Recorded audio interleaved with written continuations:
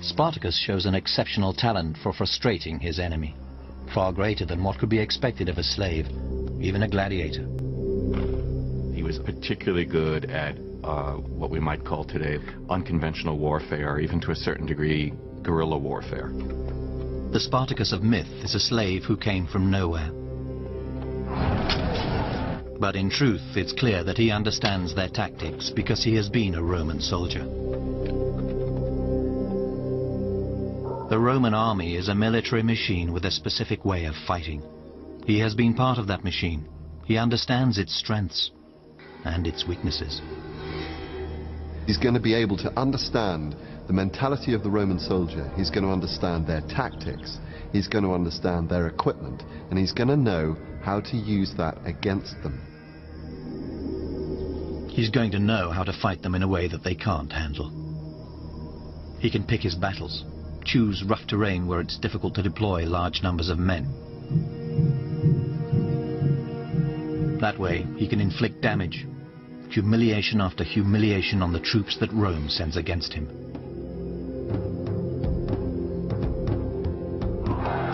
With every Roman he kills, with every slave he recruits, Spartacus gets stronger. But can his army ever be strong enough to match the full power of the Roman war machine?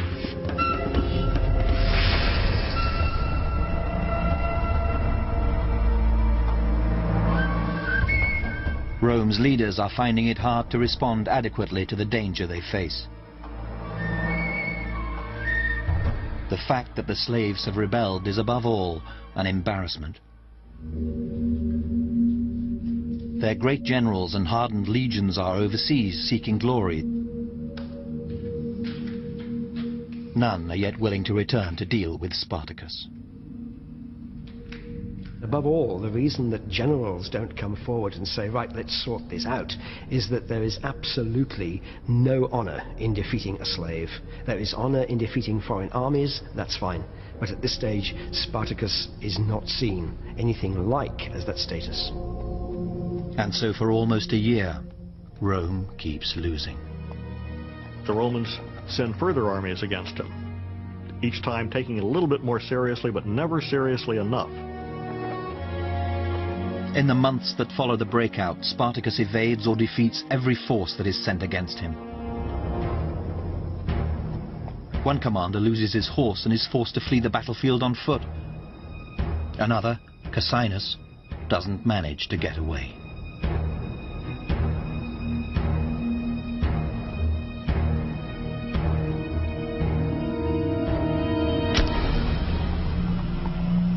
Rome's hesitation, its repeated failure to act decisively, gives Spartacus a chance. A chance to organize, to deal with a following that has grown beyond all recognition. Thousands of people are with him now. More come every day.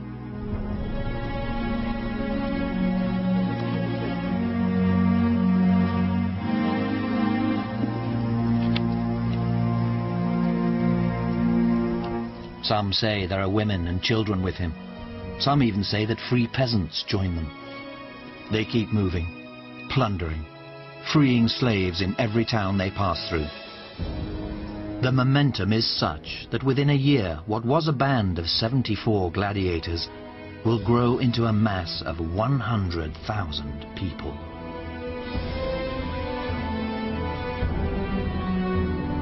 I think the motive for people joining Spartacus was the dream of freedom. Each success made that more likely. But it's not just a dream he gives them. He makes a gesture which has allowed historians and storytellers down the ages to paint him as an idealist, a reformer, a kind of social revolutionary. You've got a leader who's actually dividing the spoils equally amongst his men. And that's really refreshing to hear that in history. And that's one of the things that's very appealing to us now, I believe. There seems to be a genuine feeling for equality about him. He is effectively the leader of a new community.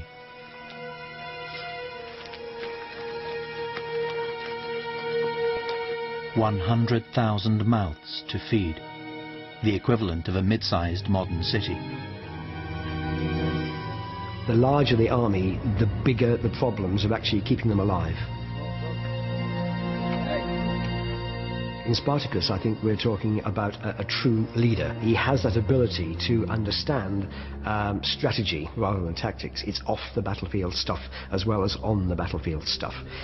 So the whole clothing and feeding of his army, this becomes something that he does, and he seems to do it very well. With a force grown this large, Spartacus knows that he can no longer keep fighting a hit-and-run, guerrilla-style war. In Spartacus's mind, somewhere he has to know that someday those veteran legions that are now in Spain and Greece and Judea and Syria are going to come back to put down this revolt. And then it will be an entirely different game. These are the troops that have carved an empire. They have crushed nations. Spartacus must prepare his men to match these legions in battle, or they will be cut down. But his actions aren't selfless. For everything he's doing, he also has a personal motive. For Spartacus, freeing the slaves was a means to an end. Contrary to the accepted myth, Spartacus is not a revolutionary. There is no grand plan to bring down the Roman system. This is about getting away. What Spartacus wants to do is go home. Going home is what this revolt is all about. He proposes to take this army and to march through the length of the Italian peninsula, through hostile territory, and then to cross the Alps and to scatter home. This is no mean undertaking. And this is what he is building his army for. They will cut themselves a path. They will fight their way north. He will forge his band of fighting slaves into drilled, disciplined soldiers. Training and equipping them for the march will perhaps be Spartacus's single greatest achievement. I think Spartacus organizes his troops by delegation. I think he takes his core gladiators, he takes these 70 men, and he instills in them what is necessary to train the rest. And they look after a group of people who would then train another group of people who then train another group of people.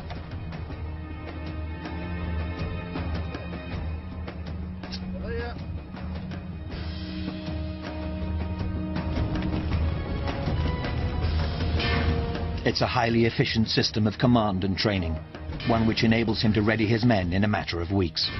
Again, he is using knowledge that he gained when he served in the army of Rome.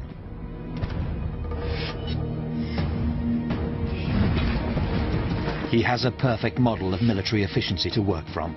He knows how to fight fire with fire. I think what Spartacus is creating with his army is another Roman army, because that's all he knows.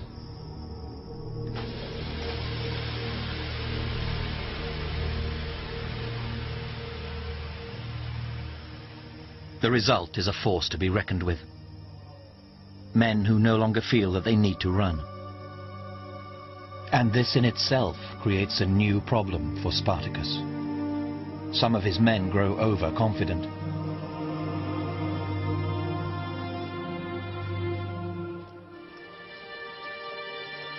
A dissenting faction emerges.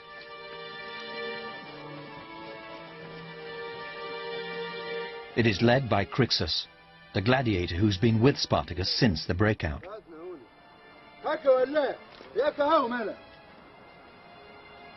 Romanos, nekidare, velomus. Aurum, fucimus. Feminas, cupimus. Non sumus, ignavi. Spartacus cannot save these men from themselves. They believe that they don't need to escape with him. Instead, they think that they can stay in Italy and fight Rome head on.